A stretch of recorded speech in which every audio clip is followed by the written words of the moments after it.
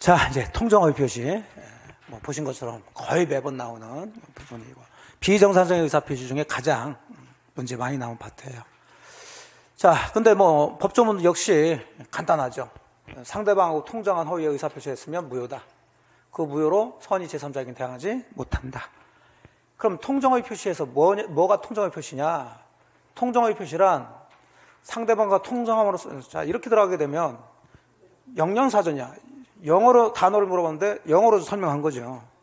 아니, 통정허위 표시가 뭐냐고 했더니 통정함으로써, 이러면 안 되지.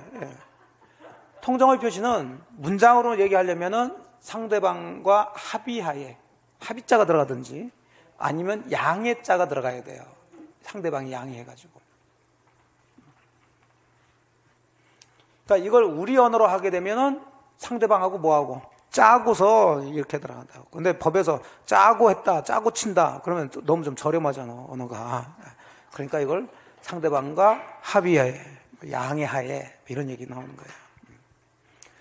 자, 가짜 행위란 얘기인데, 자, 그러면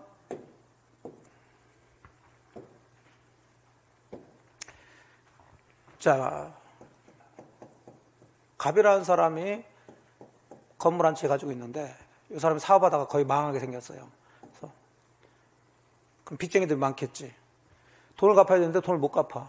그럼 채권자들은 가만히 있는 게 아니라 이 사람이 가지고 있는 부동산, 아파트든 뭐든 다 경매 치려고 그러겠죠. 자, 이걸 이제 강제집행이라고 그래요. 강제집행. 그럼 이 사람 명의로 그대로 갖게 되면은 그대로 경매를 당해서 날리게 되지. 이 사람은 지금 다 있는 거 팔고 지금 요거 아파트 한 채 남았단 말이에요. 이거라도 지켜야지. 그럼 자기 명의로 등기할 게 아니라 누군가한테 등기를 넘겨야 되는데, 자, 그러려면 기본적으로 팔아서 넘겨야 되겠죠. 근데 이 사람은 좀 팔 생각이 있어요, 없어요? 없어요. 근데 어쨌든 강제집행을 면하려고, 저 경매를 면하려고, 그럼 친구한테 여러 사정을 이해해가지고 믿을 만한 친구나 친척이나 누구한테 내가 팔 생각은 없지만은 요거 매매 계약 한 것처럼 우리 짜가지고 너한테 일단 등기를 넘기자. 그러니까 얘도 그렇게 하자고 그랬단 말이야. 그러니까 이 사람도 지금 매수 의사가 있어요, 없어요? 없어요. 전혀 매매 의사는 전혀 없어. 하지만 얘 명의로 등기를 하려니까 둘이 짜고 합의하에 가짜에 뭘 한 거예요? 매매 계약을 해서 가짜 계약서를 써서 그거 내니까 이렇게 등기를 해주더라는 거죠. 등기소에서는 이게 진짜인지 아닌지는, 매매 계약이 진짜인지 아닌지를 심사할 수가 없으니까, 형식 심사주의니까. 자, 바로 이런 것들이 바로 지금 우리가 배우는 통정, 뭐라고요? 허위 표시. 보통 통정자를 빼고 허위 표시, 다른 말로 가장행위. 가짜의 행위라는 얘기죠. 자, 요건 이쪽도 매매 의사 없고 이쪽도 매매 의사 없는데 겉으로는 매매한 것처럼 꾸몄으니까 뭐 누구 보호할 필요 없이 이건 뭐가 된다? 무효가 된다고요. 그러면 당사자 사이에서는 매매 계약이라는 것은 했지만은 그 매매 계약이 무효니까 권리 의무가 있어요, 없어요? 없어요. 그러니까 서로 뭐 소유권 이전해달라, 또는 얘가 돈 달라, 또는 대금 줄 의무, 소유권 이전의 의무 없다고요. 채무라는 게 발생되지 않아요. 그러면 이 등기도 유효겠어요, 무효겠어요? 무효니까. 자, 법적으로는 소유권은 아직 누구한테 있는 거예요? 갑한테 있는 거예요. 그래서 나중에 일이 다 해결된다면 이 사람은, 자, 이 매매가 뭐니까? 무효니까, 자, 이제 등기 돌려주시오, 즉 등기 말소해 주시오 해서 찾아갈 수가 있어야 되겠지. 즉 이게 반사회적 행위는 아니란 말이에요. 네, 됐어요. 자, 근데 문제는 이제 여기서부터 생기는 거지. 그래서 당사자 사이에서는 아주 간단해요. 뭐 누굴 보호할 필요 없이 무효니까 이행할 필요가 없는데 이행을 했다, 그럼 다시 돌려받을 수 있는 거죠. 근데 얘도 지금 돈이 급하더란 얘기지. 근데 사실은 이 부동산 소유자는 아니죠. 근데 자기 명의로 뭐가 돼 있어요? 등기가 돼 있으니까, 이러면 안 되는데 하면서 하는 거지, 이제. 팔아버려, 이걸. 그래서 형한테 이전 등기까지 해줬을 때. 사실은 얘하고 뭐 대금 같은 거 줬겠어요, 안 줬겠어요? 안 줬지. 그런데 나중에 보니까 이제 이 매매 계약이 무효인데 얘가 찾아가려고 그랬는데 등기가 지금 이쪽으로 돼 있죠? 그럼 당연히 갑은 이 을과의 매매 계약이 허위 표시로 무효인 것을 얘한테 주장해서 네 등기도 잘못됐으니까 말소해달라, 이렇게 할 거 아니에요? 그럴 때 이제 문제가 되겠지. 얘가 제3자고 얘가 뭐라면 선이라면 이 무효를 가지고 주장 대항할 수 없다. 그래서 얘가 선이라면 이쪽에 이제 소유권을 취득하게 되는 거예요. 그럼 이제 둘이 이제 다투겠지. 그럼 손해배상이나 이런 걸 하면 돼요. 돈으로 해결하면 된다고. 자, 요게 이제 통정의 표시가 되는 거예요. 이해는 되시죠? 그래서 요게 현실적으로 이런 형태가 가장 많아요. 우리 현실에서는. 솔직한 얘기로 비진입 표시 현실적으로 많이 있겠어요? 없겠어요? 없지. 지가 팔 생각도 없는데 판다고 한다든지 뭐 이런 것들인데 별로 없어요. 나중에 이제 비진입 표시에서는 주로 판례가 사직서 제출하는 그런 판례들이 많아요. 사직서 제출할 의사 없는데 사직서를 제출한 이런 것들 가지고 이게 비진입 표시로서 뭐 이런 것들인데 그건 나중에 보도록 하고요. 자, 그럼 통정의 표시는 간단한데 왜 이게 자꾸 문제가 나오냐면 얘 때문에 그래. 얘. 지금 선이 제3자에게는 대항할 수 없다고 그랬는데 도대체 그럼 누가 제3자인지 구체적으로 따져봐라 그런 걸 많이 물어봐요. 제3자에 해당되는 사람과 해당되지 않는 사람 요걸 많이 물어보게 됩니다. 뭐 작년에 나왔던 것도 정답이 이쪽에 나왔었는데 자, 그럼 그걸 교재를 통해 가지고 하나씩 파악을 하시면 돼요. 자, 통정의 표시에서 요건 같은 거 볼 것 없고요. 효과를 보니까 당사자끼리는 무조건 무효가 되니까 의무가 없어. 권리도 없고. 그럼 의무는 이행할 필요가 없고요. 이행을 했으면 이거 어렵게 나왔어. 급부한 것은 반환 청구할 수가 있습니다. 이건 불법원인 급여가 아니란 말이에요.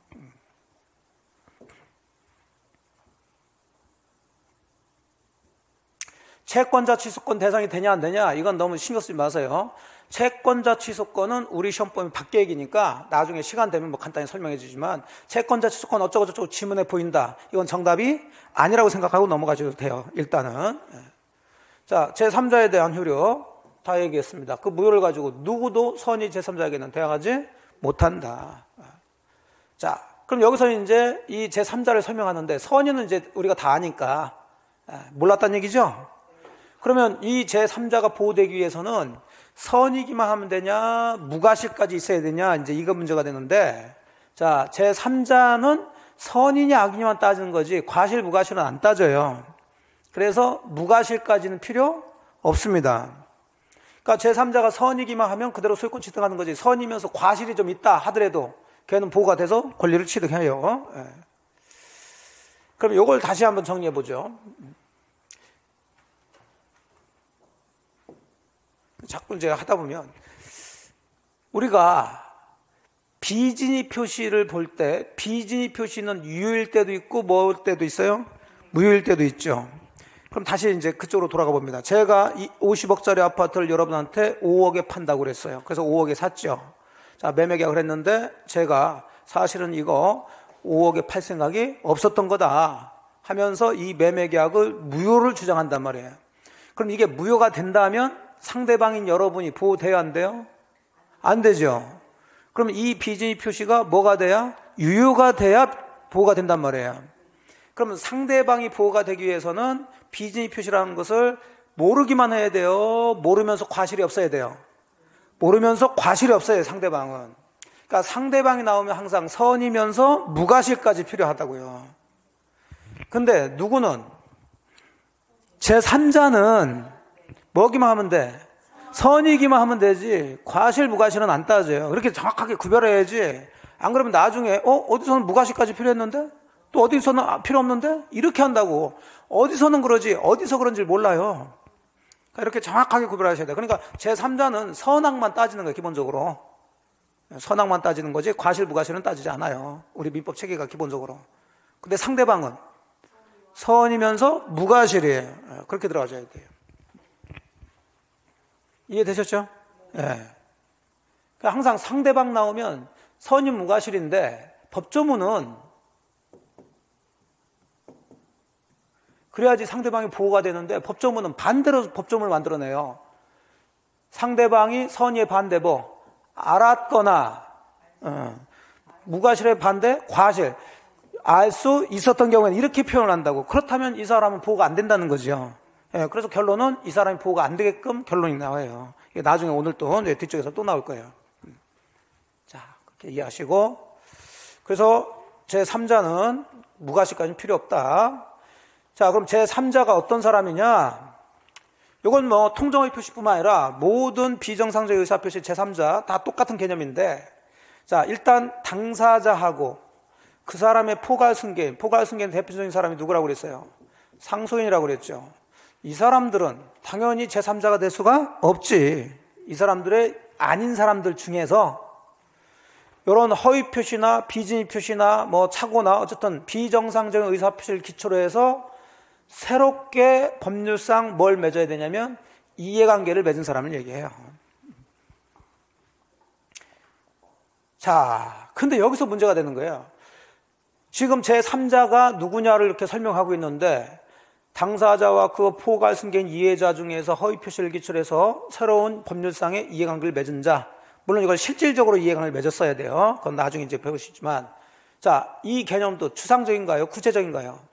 굉장히 추상적이야. 아이, 새로운 이해관계를 도대체 뭘 맺었단 말이에요? 어? 서로 짝짝꿍 이게 약속을 한 거야, 뭐. 그래서 구체적으로 제3자에 해당되는가 안 되는 걸 이제 물어보는 건데, 그건 조금 이따 찾도록 하고요. 자, 이 사람은 이제 보자고요. 그러면 얘는 지금 이 가장매매를 통해서 등기된 사람을 기초로 새로운 뭘 맺었어요? 이해관계를 했죠. 이 사람은 대표적인 제3자가 되는 거예요. 근데 문제가, 이 사람은 통정의 표시를 기초로 해서 직접 이해관계를 맺은 사람인데, 자, 여기서 다시 정이 사가지고 이렇게 등기가 됐을 때, 그럼 얘는 이 통정의 표시를 토대로 직접적으로 이해관계를 맺진 않았죠?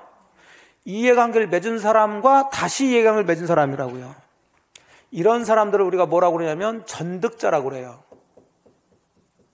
등기를 득했는데 그냥 득한 게 아니라 득한 사람으로부터 또다시 득했다. 또다시 그럼 뭐 자 붙인다고요? 전자를 붙인다고 그랬어요. 이렇게 단어를 잡으셔야 돼요. 단어. 그래야지 읽으면서 이게 해석해가면서 들어가는 거지. 자, 여기까지 이해되셨죠? 예. 그러면 당연히 여러분이 갑의 입장이라면 찾아오려면 얘한테 가야 될 거 아니야, 이제 얘한테. 예. 여러분의 부동산 등기가 얘한테 갔으니까. 그럼 얘한테 말소해달라고 그럴 때, 그럼 이 사람도 제3자로서 선이면은 보호가 되냐, 안 되냐, 이 문제예요. 이해됐나요? 결론적으로 이런 사람도 제3자에 해당됩니다. 그러니까 이게 구조가, 만일에 얘가 앞쪽에서 뭐가 됐다면, 선의가 됐다면, 이제 이 사람이 소유권 취득했죠? 그러면 소유자로부터 사가지고 이전 등기 받았으니까 얘는 이제 선악을 따진다, 따지지 않는다? 안 따지지, 그대로 소유권 취득해요. 근데 만일에 이쪽이 누구라면, 악이라면, 자, 이제 얘를 따져야 되는 거예요. 이쪽이 악이라 하더라도 얘가 뭐라면, 선이라면 보호가 되는 거예요. 얘는 소유권 취득하게 됩니다. 똑같이 악이라면 뺏겨야 되겠지. 이해되죠? 그래서 누구도, 전득자도 누구, 제3자에 해당되는 거예요. 자, 이해되셨고, 그러면 그 얘기가 밑에 있습니다. 주의. 선의 제3자가 보호될 수 있는 법률상 이해관계는 계약 당사자를 상대로 해서 직접 법률상 이해관계를 가진 사람 외에도 그런 이해관계를 바탕으로 해서 다시 자가 나오면 뭐 자? 다시 새로운 법률관계를 가진 사람도 포함된다 해서, 즉 전득자도 제3자에 해당된다고요. 뭐 대항하지 못한다는 얘기는 지금까지 다 얘기했으니까 주장할 수 없다는 얘기죠. 자, 그러면 도대체 누가 제3자에 해당되냐 안 되냐? 자, 여기 심화학습에 구별해 보라고 얘기인데, 이쪽에 있는 사람들은 제3자에 해당되는 사람들이고, 요 밑에 있는 사람들은 해당되지 않는 사람들이죠. 그러면 요걸 하나씩 사실은 요거보다 더 많아요. 그리고 중요한 건데 빠진 것도 있고 그런데, 요런 걸 하나하나씩 이 사람이 누구고 뭐고 해가지고 제3자에 해당되고, 얘들은 또 누구고 뭐고 해서 제3자에 해당되지 않고, 자, 이렇게 공부하면 된다, 안 된다? 그렇지, 그래. 그런 공부는 정말 가장 약간 뭐한 얘기지만 미련한 공부야. 그리고 그렇게 할 수가 없어요, 이게. 제가 항상 말씀드리죠. 여러분은 법 전공하지 않았다. 그러니까 이런 걸 다 알 수가 없다는 걸 그냥 전제를 깔고 공부를 하셔야 된다고. 다만 써주니까 이런 게 써졌으면 뭐에 해당되고, 저는 해당되고, 이쪽에 있는 사람 써졌으면 해당되지 않는다는 것만 구별하시면 되는 건데, 그럼 쉽게 구별할 수 있는 게 뭐냐면, 그럼 제3자에 해당되려면 가만히 있어야 돼요? 새로운 이해관계를 맺어야 돼요? 그럼 이해관계를 맺으려면 뭔가를 해야지. 이렇게 들어요. 또는 받은 자, 이런 식으로 들어간다고. 무슨 얘기 이해되시죠? 그 가장 대표적으로 여기 가등기 환자 그랬는데 사실 가등기보다는 가압류 환자가 많이 나와요, 사실은. 가압류 환자. 취득 환자, 매수 환자. 근데 하나의 단어로 끝나면, 자, 여기 뭐라 했어? 채권자. 여기 뭐? 채무자. 뭐 했다는 얘기가 없잖아요. 예. 특히 이제 2번부터 문제가 나오는데 이렇게 하나의 단어로 나오면 제3자에 해당되지 않는다. 이렇게 구별하시면 돼. 기본이. 예. 예외가 하나씩 있어요. 그러면 이제 일단 잡으시고 여기 채권의 가장명도에서 번제전에 채무자. 뭐 했다는 얘기 없죠? 예. 그 다음에 밑에 보시게 되면 이것도 좀 잘못됐는데 어쨌든 제3자라는 계약에서 수익자 이렇게 됐어. 예. 뭘 했다는 얘기가 있어요? 없어요? 없어요. 그럼 또는 제3자 이렇게 넣습니다. 그러면 이걸 알려면은 제3자로 한 계약을 알아야 돼요. 근데 이건 우리가 계약법에서 배우시고 지금 얘기해도 이게 왜 그런지를 잘 이해를 못 한다니까. 그냥 이렇게 구별하세요. 그 다음에 여기서도 이게 대리인에서 대리인이 아니에요. 이것은. 이게 아니라 대리인의 통정 허위 표시에서 대리인이 허위 표시했는데 본인이 제3자에 해당되냐 안 돼. 이렇게 들어가는 거예요. 그럼 어쨌든 뭐라고 돼 있어요? 본인 그랬지. 뭘 했다는 얘기 없잖아. 이렇게 하나의 단어로 끝나면 기본적으로 제3자에 해당되지 않아요. 야, 상속받은 자로 돼 있는데 이건 상속받은 사람 포괄승계인은 안 된다고 그랬잖아. 이거는 그냥 받았다고 하면 안 되지. 이해되시죠? 잘 나오지도 않아요. 상속에는 너무 뻔한 얘기니까. 자, 그래서 가장 기본적으로 제3자에 해당되냐 안 되냐는 뭐뭐 한 자, 뭐뭐 받은 자 이렇게 표현되면 제3자고 그렇게 표현되지 않고 이렇게 딱딱 단어로 끝났으면 제3자가 아니다. 자, 이렇게 구별하면서 예외가 하나씩 나와요. 예외가. 자, 여기 뭐 있을까? 여기 인수 한자가 나오죠. 그럼 원래 한자 그러면은 제3자에 해당된다고 그랬죠? 근데 얘는 제3자에 해당되질 않아요. 근데 이걸 설명하게 되면은 여러분들이 좀 힘들어하니까 이건 나중에 설명할 거예요. 여기도 보면은 자, 제3자에 해당되려면 뭐뭐 한자, 뭐뭐 받은 자, 가압류 한자, 뭐 가등기 한자 이렇게 들어가줘야 되는데 여기 보니까 가장 소비대차의 대주가 파산 선고를 받은 경우 그 파산 관제인 이렇게 됐죠. 그럼 제 구조대로 된다면 얘는 제3자에 해당되지 않아야 되는데 얘는 또 제3자에 해당되는 거예요. 그러면 기본을 잡고 예외적인 걸 기억 하나 하시면 되는 거잖아요. 이해되셨죠? 자, 그럼 얘가 누군지 얘는 이게 판례가 좀 독특한 판례예요. 그래서 요 밑에 것까지 다 아셔야 되는데 자, 파산관제인이 뭐요? 파산관제인 들어는 보셨죠? 파산관제인. 그러면 그러니까 제가 어떤 단어가 나오면 그대로 읽지 마시고 쪼개라고 그랬어. 자, 파산은 아시죠? 뭐 했다는 얘기예요? 망했다는 얘기지. 예. 그 기업이나 회사나 개인이나 파산을 당한다고. 그러면 어쨌든 망하더라도 망한 회사에 남아있는 재산이 있겠어요? 없겠어요? 재산이 있지. 부채도 재산이라니까. 빚도 재산이요. 그러니까 이 일반 개념을 가지고 들어가시면 안 돼. 빚도 재산이라고 그러잖아. 그럼 이 재산을 정리를 해야 될 거 아니에요?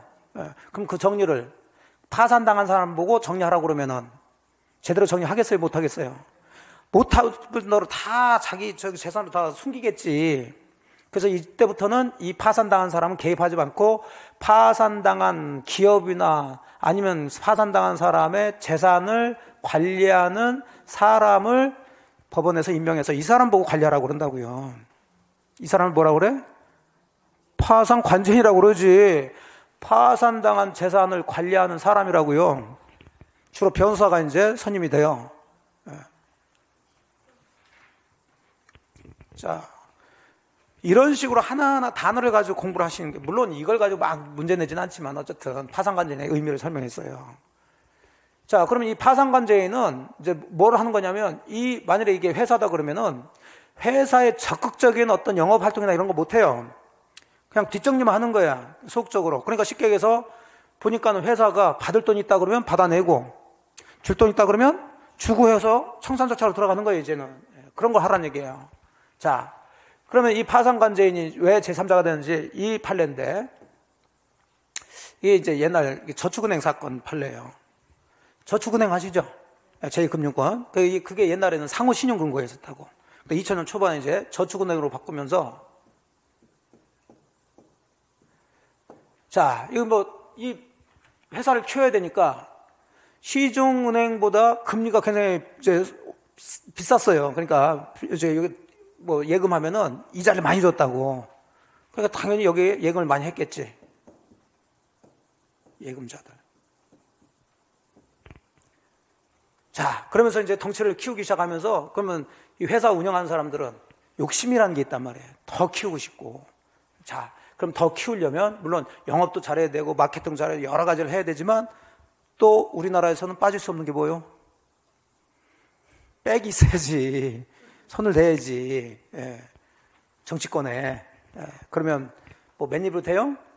비자금이지. 그럼 여기서 이제 비자금을 마련하는 거예요. 그럼 비자금 마련하는 것 중에 대표적인 게 대출해 준 것처럼 꾸며가지고 하는 거지. 예. 그래서 A라는 사람하고 짜고 가짜로 한 50억 정도 대출했다고 계약을 맺은 거죠.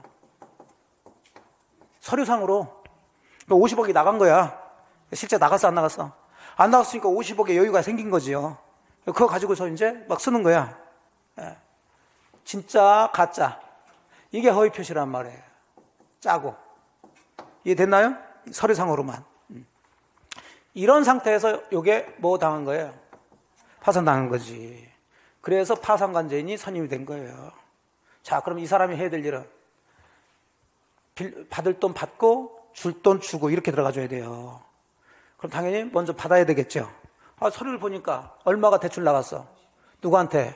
A한테. 그럼 당연히 A한테 빨리 50억 갚으세요. 할 거 아니요. 이 사람 갚겠어요? 안 갚겠어요? 안 갚지. 이 대출 계약은 허위 표시로 뭐요? 무효니까 나 채무 없어. 이렇게 들고 나왔단 말이에요. 그러면 여기서 허위의 대출 계약을 맺은 것은 A하고 이 저축은행이지. 파산관제인이 아니죠. 그래서 이 허위 표시에서, 허위 표시가 꼭 매매만 허위 표시로 하는 게 아니에요. 예. 이 통정 허위 표시에서 이 파산관제인이 뭐 해야 된다? 제3자에 해당된다는 거예요. 이해관계가 있다고 보는 거예요. 이해됐죠? 예.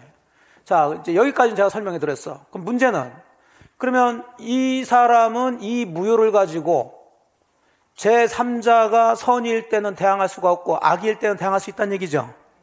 그럼 그 얘기는 달리 이야기하면 얘가 선이라면 얘는 무효를 가지고 대항할 수 없으니까 갚아야 된다는 얘기고, 얘가 악이라면 그 무효를 가지고도 대항할 수 있으니까 안 갚아도 된다는 얘기가 되는 거죠.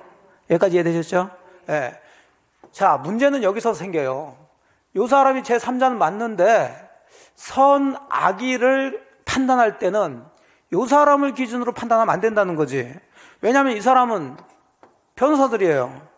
이 저축은행에 대해서 잘 아는 사람이 선임되겠지. 그러면 어쩌다 보니까 이게 허위 표시라는 것을 알 수가 있다니까. 그럼 당연히 이 사람은 안 갚아도 되고, 그럼 뭐가 문제가 되냐면 돈이 없으니까 이 사람들은 예금주들한테 나눠줄 수가 있어요, 없어요? 없지. 그래서 그때 문제가 되니까 막 자살하고 난리가 났다니까, 그때. 이해되셨죠? 그래서 우리 대법원은 이 사람들을 보호하려고 이제 이런 판례를 내는 거예요. 파산 관제인이 누구긴 하지만, 제3자가 하지만, 선이 악의를 판단할 때는 파산 관제인, 이 사람 개인을 가지고 판단하지 말고 예금자들을 기준으로 판단하라는 얘기예요. 그럼 이 예금자들은 채권자예요, 채무자예요? 채권자지. 저축은행에 돈을 맡겨놓은 사람들이니까 이 사람들이 채권자예요. 파산 채권자들이야. 그래서 파산 채권자를 기준으로 판단해서 이 사람들 전부가 악의가 돼야 얘도 악이란 말이에요. 이 중에서 일부라도 선이라면 이 사람은 뭐가 되는 거예요? 선의가 되니까 결국 얘는 너는 돈을 갚아라, 그 얘기예요. 이해되시죠? 이래야지 이 사람들이 보호가 되죠. 그래서 이런 판례를 낸 거예요, 대법원 판사들이. 자, 그래서 굉장히 좀 독특하고 중요한 판례를 해서 자주 내는데, 자, 일단 이제 정리합시다. 파산 관제인은 뭐뭐 한자 아니지만 제3자에 해당 되지만 선 악의를 얘를 기준으로 판단하는 게 아니라 총 파산 채권자들을 기준으로 판단한다. 자, 그럼 이제 읽어보시면 돼요. 자, 파산관제인 제3자에 해당되는데 선악 기준은 파산관제인 개인이 아니라 총 파산 채권자를 기준으로 해서 판단해야 돼요.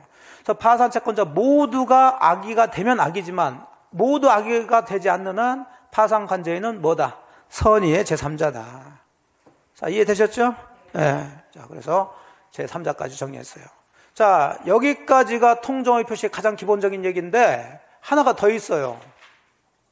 자, 괄호 5번에 허위 표시와 구별 개념에서 은닉행위가 나오는데, 자, 요건 간단합니다. 그래서 뭐 여기서 그냥 그리죠. 좀 전에 통정의 표시는 그냥 갑과 을이 짜고 매매계약만 한 거, 그것만 얘기한 거죠. 근데 여기는 뭐냐면 갑이 을한테 자기 부동산을 증여를 하는 거예요. 을도 증여 받겠다고 했어. 증여도 계약입니다. 네. 그러니까 뭐 부모 자식 간에 이런 거 많이 하죠. 자, 그럼 증여는 실제 있는 거예요, 없는 거예요? 있는 거예요. 증여 의사 있었고 증여 받을 의사 있다니까요. 그 증여 계약을 했는데 문제는 증여로 이전 등기를 하게 되면 세금이 많이 나온단 말이에요. 증여세. 그래서 이 세금을 좀 줄이기 위해서 요 사람들이, 그러면 국가에서는 둘이 증여했다는 것을 알면 되겠어요, 안 되겠어요? 안 되지. 그래서 이걸 감추기 위해서 가짜로 짜고 뭐 한 것처럼, 매매한 것처럼 꾸며서 매매계약서를 제출해가지고 이렇게 이전 등기를 해놓은 거죠. 자, 그럼 요건 허위 표시니까 뭐가 돼요?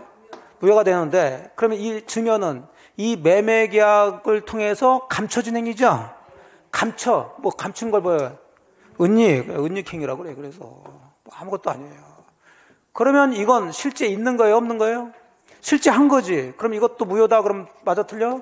틀려. 이건 유효가 되는 거예요. 그러면 요 등기는 어차피 매매든 증여든 을한테 갈 등기죠? 그래서 갔으니까 이것도 뭐가 돼? 유효가 되니까 얘는 그대로 소유권 취득하는 거예요. 다만 세금을 탈세하기 위해서 이런 짓 했으니까 걸리면은 뭐 처벌은 받으라, 그래 얘기지. 그럼 여기서부터 병이라는 사람이 나타났다. 제3자지만, 자, 여기서 유효니까 얘 선악 따질 필요가 없이 그대로 그냥 권리차 취득하는 거예요.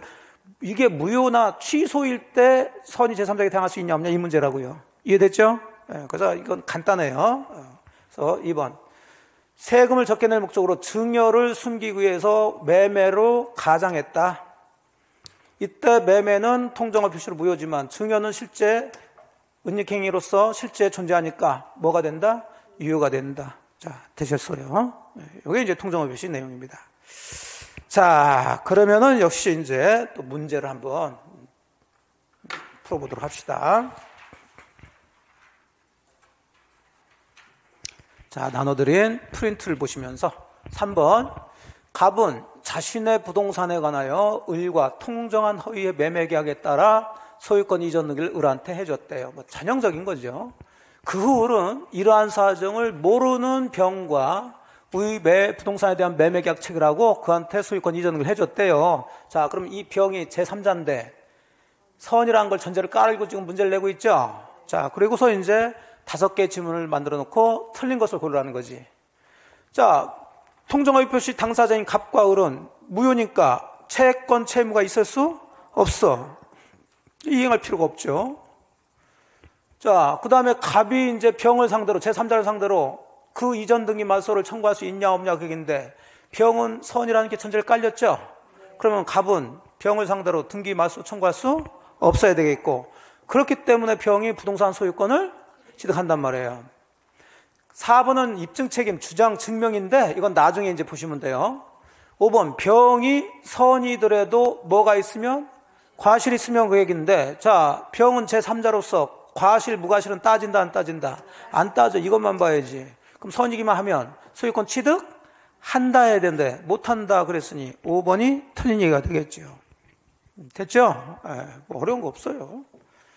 자, 이제 4번 문제는 이제 문장으로 이제 문제를 냈네요. 통정의 표시가 난 설명으로 틀린 것은, 통정의 표시가 성립하기 위해서는 진위와 표시의 불일치에 관해서 상대방과 뭐에 대해 합의, 양해 이런 단어가 들어가야 돼요. 그래서 아까 제가 기본서에서 그렇게 바꿔놔야 돼요. 키워드를 잡아야지. 통정의 표시는 상대방과 통정하여, 이렇게 하면 안 된다고. 그럼 뻔한 얘기지. 자, 채권자 취소권 대상 될 수 있어요. 당사자가 통정해서 증여인데 매매로 가장했죠. 그럼 증여하고 매매가 다 무효인가요? 요놈이 틀렸지. 증여는 유효고 매매만 무효가 되는 거죠. 통정의 표시 무효로 대항할 수 없는 제3자의 범위는 통정의 표시 기초로 새로운 법률상 이해관계를 맺어야 되는데 그 맺었는지는 실질적으로 파악합니다. 그건 당연한 얘기고. 통정의 표시 무효로 대항할 수 없는 제3자에 해당하는지 여부를 판단할 때, 자, 파산 관제인은 제3자에 해당돼야 한대요? 되는데, 자, 선인지 악인지에 대해서는 파산 채권자를 기준으로 본다고 그랬죠? 그래서 파산 채권자 모두가 악의로 되지 않는 한 뭘로 다뤄진다? 선의로 다뤄지는 거예요. 그래서 요거 3번이 틀린 걸로 정답이 되죠. 자, 5번 들어갑니다. 자, 이제 통정의 표시를 기초로 해서 새로운 법률상 이관을 맺은 제3자에 해당하지 않는 자. 자, 지문 보니까 1번 가압류, 한자, 취득, 한자.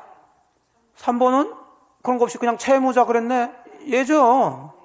파산관제인은 단어지만 얘네 해당된다고 그랬고. 자, 5번도 보증인인데 앞에 이행? 한네, 예. 다 이렇게 다 써줘요. 그러면 그것만 보지 이걸 하나씩 다 보게 되면 이거 여러분들 이게 힘들다니까, 어렵다니까. 그럼 정답은 3번이 되겠지. 되셨죠? 예, 그래요. 이렇게 문제를 푸는 그런 어떤 기술, 그런 거 보시면 돼. 자, 여기까지 이제 통정의 표시를 이제 보셨습니다. 통정의 표시. 할만하죠? 예, 그래요. 아직 따끔한 맛을 못 봐서. 아니야, 근데 요 정도야, 요 정도. 막 아주 어렵게 나오는 게 분명히 있겠죠, 문제가. 근데 제가 항상 드린 말씀이 어려운 문제까지 다 맞출 필요는 없어요. 이런 거, 이 정도 수준만 정확하게 맞춰도 우리 한 70점 정도, 그 정도 나온다고. 근데 자꾸 이제 하다 보면 욕심이 있는, 욕심. 내가 이 정도 아니까 이만큼은 더 알아야지. 이런 생각을 자꾸 해가지고 정말 구석구석을 다 공부하신 분들이 계셔. 제발 그러지 마라. 제발. 그냥 하는 것만 하셔도 우린 뭐 절대평가니까 충분하다고요. 자, 착오로 인한 의사표시 들어가죠.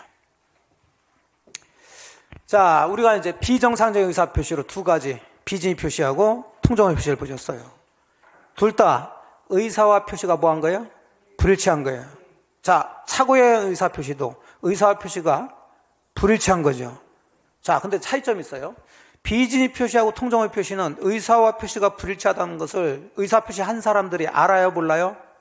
의사표시 한 사람이 알지. 알면서 하는 거야. 비진의 표시는 표의자만 알고 거짓말 한다는 것을, 통정의 표시는 상대방도 알면서 짜고 한 거고, 착오는 의사와 표시가 불일치하다는 것을 모르는 거예요. 착각을 했다는 거예요. 착각이 모르는 거죠. 이건 줄 알았는데 나중에 보니까 이거더라. 이해되죠? 예, 착각. 세상은 착각에 사는 거죠? 다 그런 거지 뭐. 착각으로 사는 거야. 자, 그러면 착오로 인한 의사표시는, 자, 간단하게 예를 들면,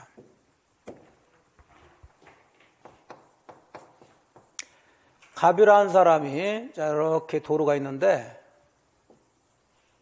이런 두 필지 토지를 가지고 있어요. 이건 X토지고 이건 Y토지.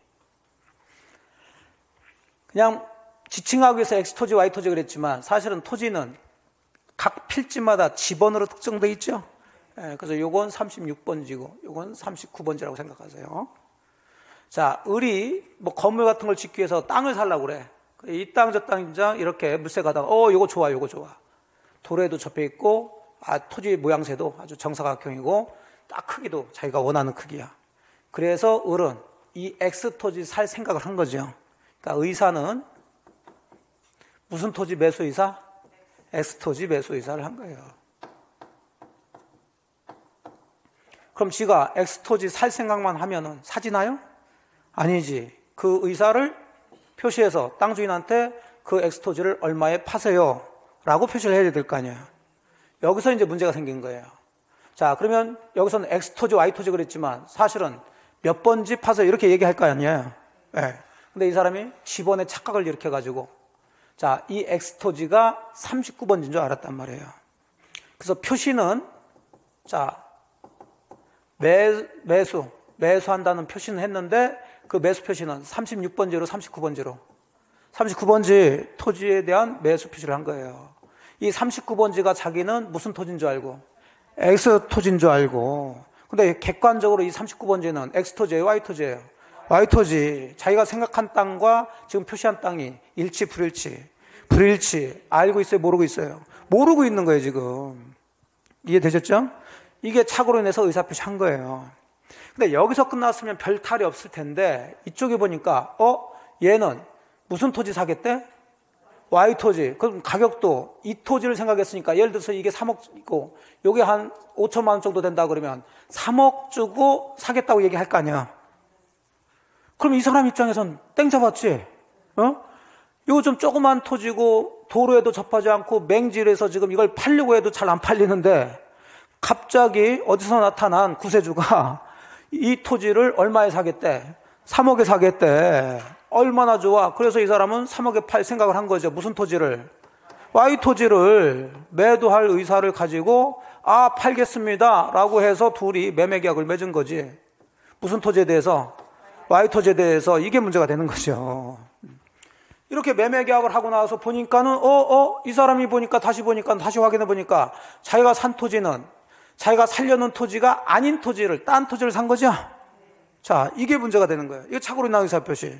그러면 이 산 사람 입장에서는 이 매매 계약을 계속 유지하고 싶겠어요? 없애고 싶겠어요? 효력을 없애고 싶겠지. 하지만 세상은 너만 사냐? 얘도 살아야지. 그럼 이 사람은 이 매매 계약을 유지하고 싶겠지. 팔리지도 않는 조그만 땅인데 3억에 지금 매매 계약 했으니 3억 받고 넘겨주는 게 낫지. 그래서 둘이 이제 이해관계가 충돌이 된단 말이에요. 자, 이랬을 때 이걸 어떻게 처리할 것이냐, 이제 이 얘기예요. 그럼 결국 이 사람을 보여줘야 되냐, 이 사람을 보여줘야 되냐, 이 문제인데, 자, 요건 균형을 맞춰줘야 돼요. 그래서 국가에서 아주 고심한 흔적이 이 법조문에 나타나 있는데, 자, 그게 109조예요. 109조 착오로 인한 의사표시는, 자, 무효가 아니라 뭐 할 수 있다? 취소할 수 있다고 했어요. 원래는 의사와 표시가 일치가 돼야 유효니까, 불일치라면 뭐가 돼야 돼? 무효가 돼야 된단 말이에요. 그럼 이걸 무효로 하게 되면은 착각한 사람을 너무 보여주는 거죠? 네, 왜냐하면 무효라는 것은 누가 무효라고 주장하지 않더라도 당연히 효력이 없으니까. 그러면 산 사람은 전혀 엉뚱하게 지가 Y 토지 산다고 해서 팔았는데 갑자기 무효 주장하게 되면 언제든지 무효 주장한다면 다 돌려줘야 된다는 이런 문제가 생기잖아요. 그래서 무효는 아니고 뭐 할 수 있어? 취소할 수 있도록 하는데 그 취소도 쉽게 어렵게 해야지. 그럼 뭐 무조건 다 착각했다고 다 취소한다고 하니까.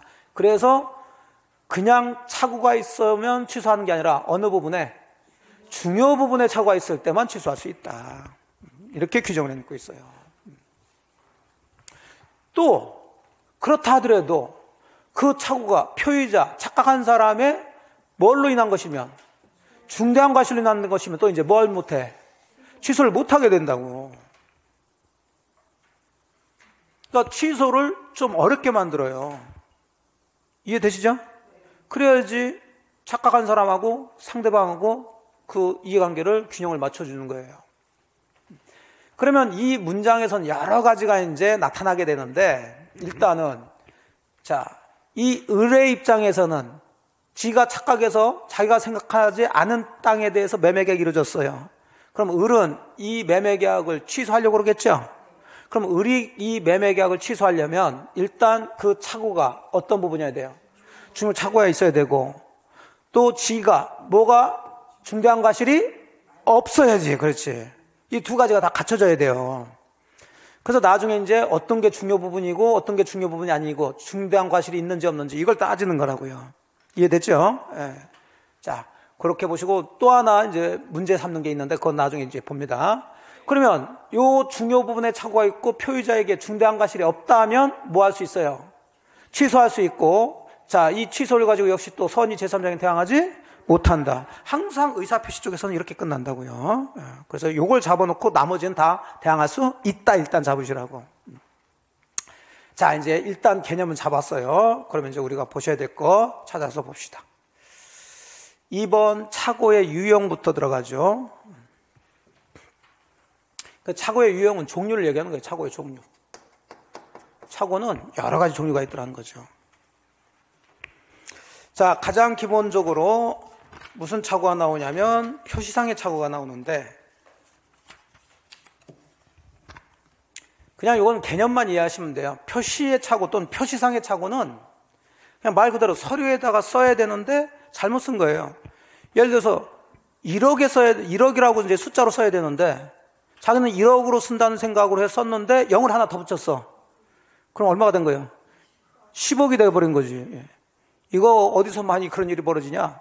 경매에서 이런 거 많이 벌어져요. 경매에서는 이제 입찰 들어갈 때 보증금을 쓴다고 보통 10% 자기가 낙찰받을 금액의 10%를 써요.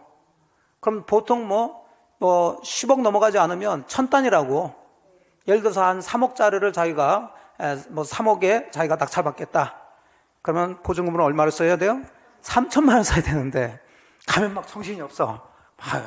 그러니까 칸이 이렇게 써 있는데 칸 앞에다가 이제 쓰는 거예요. 거기는 뭐 이렇게 다 써 있어요. 뭐 1000 이렇게 써 있는데 그걸 막 못 보고 그 억자 칸에다가 3을 써놓고 뒤에 0을 쫙 써버리는 거야. 자기는 얼마라고 쓴다고 생각해? 3천. 근데 사실은 3억을 쓰는 거예요. 그러고서 이제 제출합니다. 그럼 이 사람은 지금 30억에 지금 경매에 들어간 거야. 그럼 당연히 낙찰받지. 다른 사람들은 다 몇 억에서 몇 천만 원 썼을 텐데. 그래서 낙찰해서 딱 해서 좋아가지고 들어와. 보니까는 30억에 낙찰받은 거야. 그럼 보증금은 얼마 냈을까? 3천만 원 냈어요. 3천만 원. 보증금은 봉투에다가. 근데 거기다가 쓰는 그 경매 입찰서에는 3억을 써버린 거지.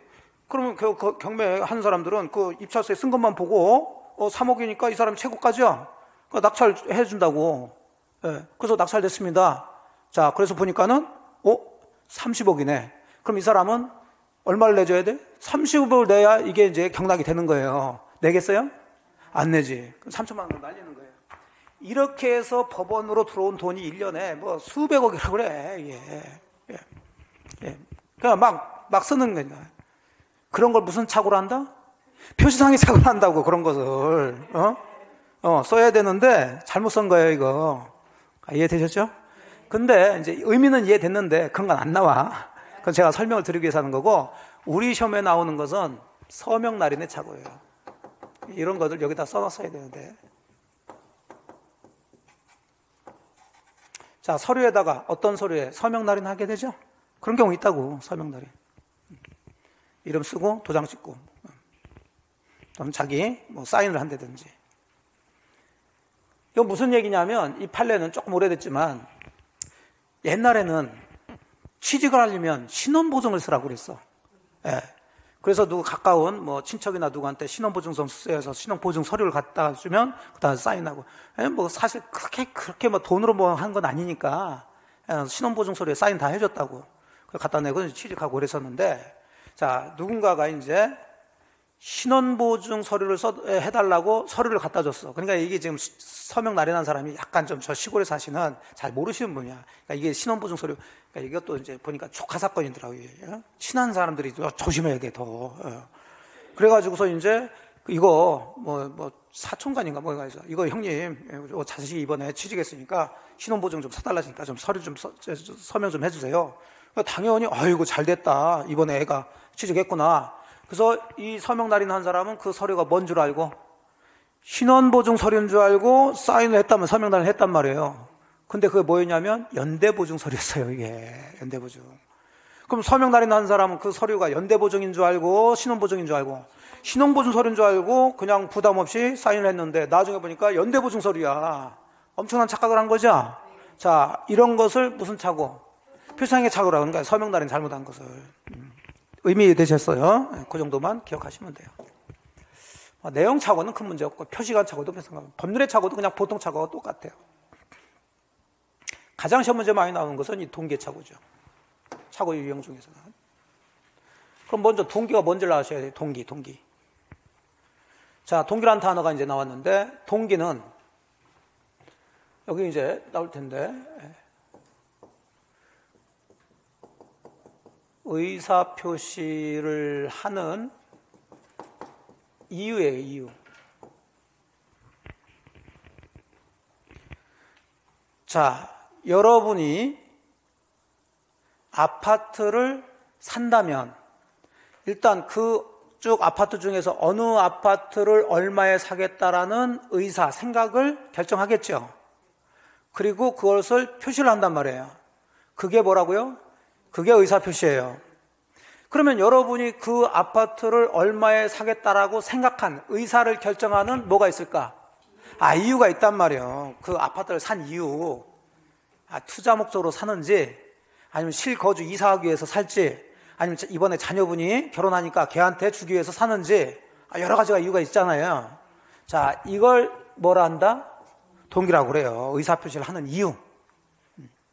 그러니까 사실은 이 동기는 의사표시예요? 아니에요? 아니에요. 그 전 단계라고. 그걸 이해하시면 동기에 착오가 있든 뭐가 있든 이 의사표시에는 영향을 미친다, 미치지 않는다? 안 미쳐요. 그래서 원칙적으로 이건 취소할 수가 없어요. 취소할 수 없는데, 자, 원칙했죠. 취소할 수 없어. 예를 들어서 아까 을이라는 사람이, 자, 여기 같은 경우는 자기가 생각한 토지하고 표시된 토지가 아예 불일치한 거죠?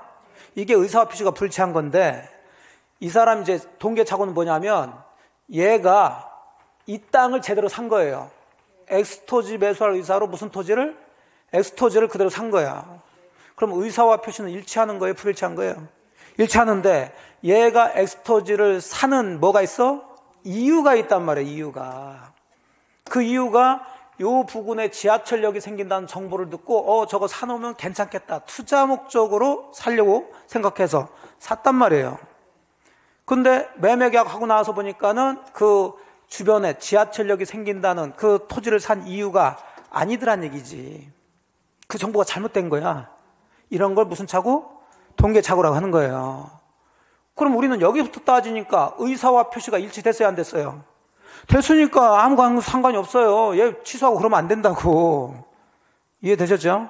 자, 그런데 이제 문제가 생겨요. 이 동기가 의사표시하면서 상대방한테 뭐가 됐어? 표시가 돼. 그래서 상대방이 얘가 왜 이 땅을 샀는지를 알았다면 이제 이 동기는 의사표시 포함이 돼요. 그래서 이게 중요 부분이라면 뭐 할 수 있다? 취소할 수 있어요. 그래서 그러면 이제 제가 장황하게 설명했지만 동기 나오면 뭐 찾아야 돼? 표시됐냐 안 되냐를 찾아야지, 기본적으로. 이해됐죠? 그러면 이게 어디서 또 나오냐면 교재를 보세요. 저 34페이지를 보세요. 자, 34페이지는 반사회적 행위냐 아니냐를 따지는 거고요. 그 위에 맨 꼭대기 동그라미 6번에 뭐라고 돼 있어요? 동기의 불법이 나오죠. 자, 불법은 뭐라고 해석하시라고 그랬어요? 불법은 반사회 질서를 불법이라 한다고. 그럼 여기는 뭐가 반사회적이라는 얘기야? 동기가 반사회적일 때 법률행위 전부가 반사회적 행위냐, 이 얘기라고요. 그럼 제가 좀 전에 말씀드린 대로 한다면 동기가 반사회적이든 뭐든 상관이 있어, 없어? 없으니까 원칙으로 법률행위는 반사회적 행위가 되질 않아요. 근데 그 반사회적인 동기를 법률행위 하면서 의사표시하면서 뭐 했다면, 표시를 내서 상대방이 알았다면 그건 반사회적 행위가 되는 거예요, 전체. 항상 동기는 그렇게 들어가던 거예요.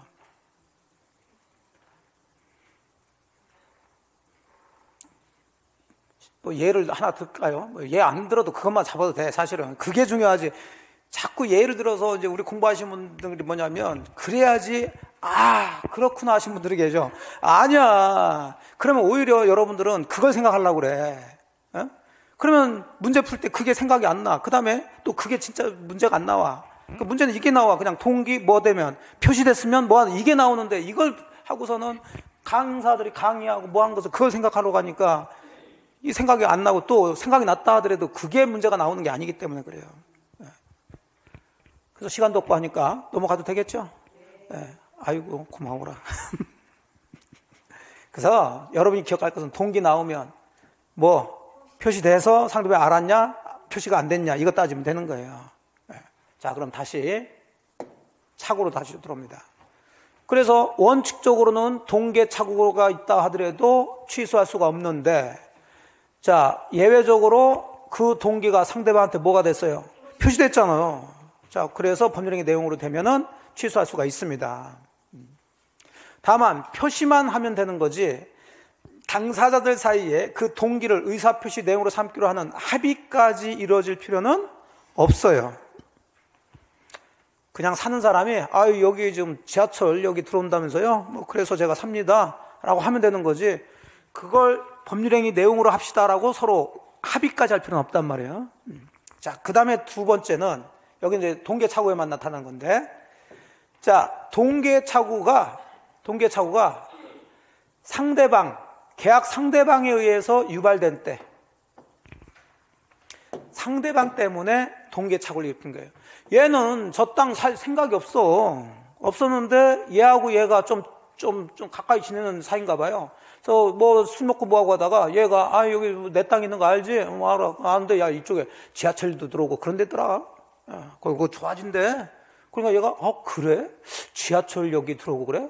그러면 그거 사가지고 거기다 상가 올려가지고 뭐 하면 괜찮겠네? 그래서 지하철역이 들어온다는 것을 이유로 해서 그 땅을 살 생각해서 샀단 말이에요. 근데 나중에 보니까는 그 지역은 지하철이 들어오지 않더라고. 동계착오를 일으킨 거죠. 자, 근데 이것은 누구 때문에? 얘 때문에 지금 그런 착오를 일으킨 거예요, 지금. 얘가 말을 잘못해가지고. 이럴 때는 표시가 되든 안 되든 이 계약을 뭐 할 수 있어? 취소할 수 있는 거예요. 그래서 이걸 상대방에 의해서 유발된 이렇게 얘기합니다. 표시 여부를 불문하고 그래야지. 이때도 표시가 돼야 어쩌고저쩌고 틀려요. 뭐 할 수 있다? 취소할 수 있습니다. 자, 상대방한테 유발된 동계착오의 대표적인 판례가 여기 두 개 있는데 전부 다 이 공무원이 말을 잘못한 거예요. 그러니까 쉽게 얘기해서 자기 땅인데, 개인 땅인데 공무원이 그게 국가 땅이라고 그래서, 그럼 국가 땅이면 이거 수용당하거나 하겠죠? 그러니까 그러니 차라리 그냥 국가에 증여를 하고 혜택이나 받아야 되겠다 싶어서 자기 땅인데 공무원의 말을 믿고서 국가에 증여를 한 거예요. 나중에 알고 봤더니 그 땅은 국가 땅이 아니더라고. 근데 자기가 국가 땅이라고 오해한 이유가 공무원 때문에 그런 거죠? 자, 그럼 무조건 뭐 할 수 있다? 취소할 수 있다. 다 공무원 사건이에요. 되셨어요? 자, 여기까지 이제 착오의 종류를 이제 잡았고, 이제 본격적으로 의사와 표시가 불일치한데 그걸 모르고서 법률행위한 그런 법률행위를 취소하기 위해서는 어떤 요건을 갖춰야 되냐? 그거는 조금 또 쉬었다가 들어가도록 할게요. 네.